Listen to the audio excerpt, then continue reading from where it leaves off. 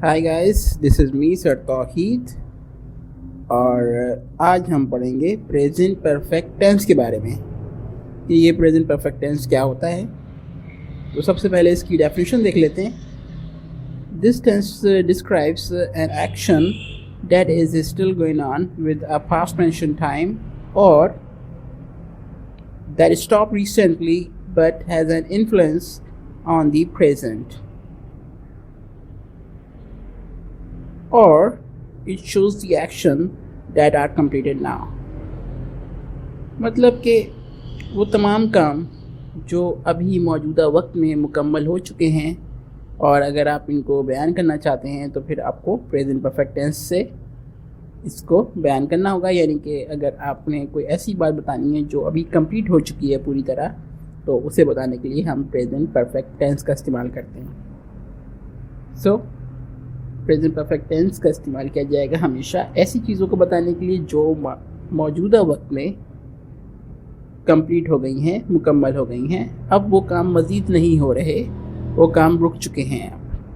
ठीक है, इसके बाद इसकी पहचान की तरफ आ जाते हैं। इसकी पहचान अगर आप उर्दू में कभी ये जुमले लिखे पाएंगे तो इसके अंदर जो हमेशा एंड में वर्ड्स आ रहे होते हैं उनमें से चंद अल्फाज ऐसे होते हैं। अब ये ज़रूरी नहीं है क्योंकि ये टेंस ऐसा है जिसका स्कोप बहुत ज़्यादा है, इसकी रेंज बहुत ज़्यादा है, इसकी एंडिंग्स बहुत सारी हो सकती हैं, पर जो चंद आम तौर पर होती हैं वो ये वाली होती हैं, जैसे कि चुका है, चुकी है, चुके हैं, चुका हूँ, या फिर लिया है, ली है, लिए हैं, लिया हूँ वगैरह, या फिर दिया है, दी है, दिए हैं वगैरह।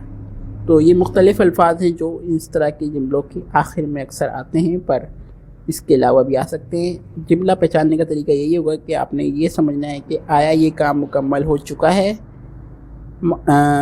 मौजूदा वक्त में या फिर अभी मुकम्मल नहीं हुआ। अगर हो गया है तो फिर ये प्रेजेंट परफेक्ट टेंस है। चलिए गाइस, अब कुछ मिसालें देख लेते हैं इन जुमलों की। तो पहला जुमला है, हमने मैच जीत लिया है। हमने मैच जीत लिया है। इस सेंटेंस को पढ़ने के बाद अंदाज़ा हो रहा है कि ये काम अब ख़त्म हो चुका है। मैच जो है वो अब ख़त्म हो चुका है और उसका फ़ैसला हो चुका है।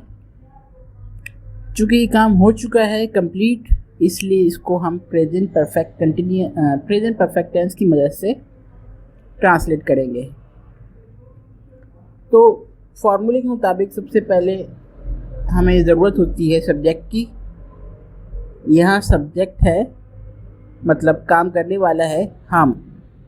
हमने मैच जीत लिया है, तो यहाँ पर काम करने वाले हम हैं। तो सब्जेक्ट है हमारा इस वक्त वी, यानी हमको इंग्लिश में कहते हैं वी। और याद रखें कि वी के बाद यहाँ पर हमारे पास दो ऑप्शंस थे हेल्पिंग वर्ब के, कि या तो हैज़ लगाएं या हैव लगाएं। तो याद रखें कि वी के बाद हमेशा हैव लगाया जाता है क्योंकि वी होता है फर्स्ट पर्सन प्लूरल, जबकि हैज़ सिर्फ और सिर्फ थर्ड पर्सन सिंगुलर के साथ लगाया जाता है। इसलिए हम अभी वी के साथ हैव लगाएंगे, तो ये हो जाएगा वी हैव। इसके बाद आता है थर्ड फॉर्म ऑफ वर्ब, यानी फेल जो भी हुआ है, यहाँ पर जो भी काम हुआ है उसकी थर्ड फॉर्म। यहाँ जो काम हुआ है वो जीतने का हुआ है। बेसिकली मैच जीता गया है, इसलिए जीतने को अंग्रेज़ी में कहते हैं विन करना, जबकि विन की थर्ड फॉर्म है वन। सो हैव के बाद हम लगाएंगे थर्ड फॉर्म ऑफ वर्ब जो कि है वन। इसके बाद ऑब्जेक्ट चाहिए और ऑब्जेक्ट है यहाँ पर मैच, क्योंकि हमने मैच को जीता है तो यहाँ पर ऑब्जेक्ट है मैच। तो we have won the match, ये एक मुस्बत जुमला बन चुका है। अब अगर इसी को नेगेटिव बनाना हो तो सिर्फ हम हैव के बाद नॉट लगाएंगे, बाकी सब कुछ ऐसे ही रहेगा। जुमला बन जाएगा we have not won the match. ये एक मनफी जुमला है जिसका उर्दू में तर्जुमा बनेगा हमने मैच नहीं जीता है। हमने मैच नहीं जीता है।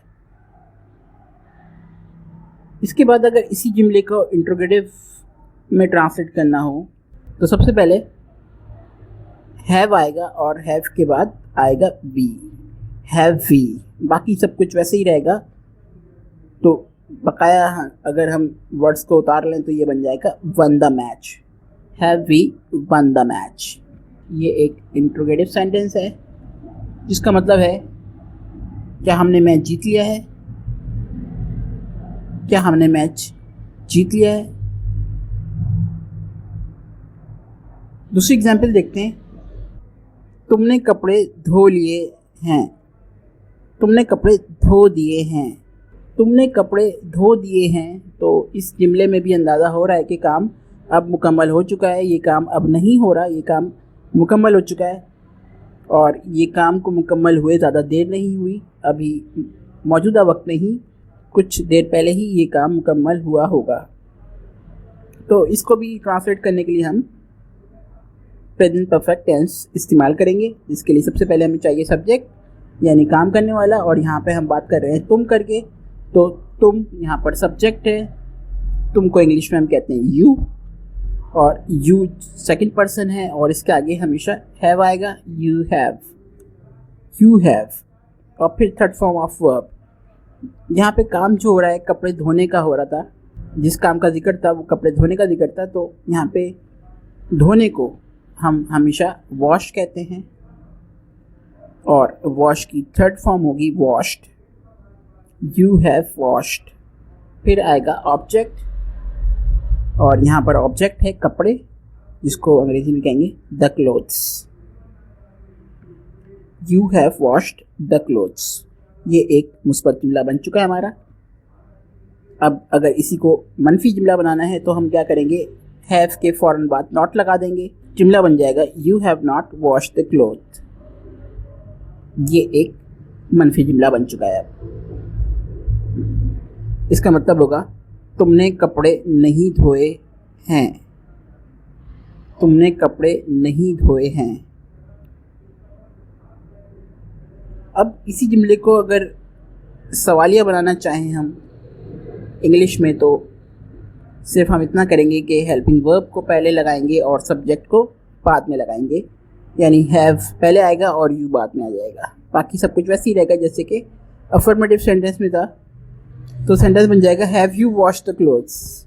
और याद रहे कि इंट्रोगेटिव सेंटेंस के एंड में हमेशा हमें क्वेश्चन मार्क भी लगाना होता है ताकि प्रॉपर इंट्रोगेटिव सेंटेंस बन सके। तो ये एक प्रॉपर इंट्रोगेटिव सेंटेंस है जिसका मतलब बनेगा क्या तुमने कपड़े धो लिए हैं, क्या तुमने कपड़े धो लिए हैं। तीसरी एग्जाम्पल है वो कमरा साफ कर चुकी है। वो कमरा साफ कर चुकी है। ये एक मुस्बत जुमला है जिसको ट्रांसलेट करने के लिए हम सबसे पहले लगाएंगे सब्जेक्ट, और यहाँ सब्जेक्ट है हमारा वो, और ये वो है लड़की। तो इसके लिए हम लगाएंगे शी। तो सब्जेक्ट है हमारा शी। चूँकि ये थर्ड पर्सन सिंगुलर प्रोनाउन है इसलिए हम इसके आगे हैज़ का इस्तेमाल करेंगे। तो जुमला बन जाएगा शी हैज़।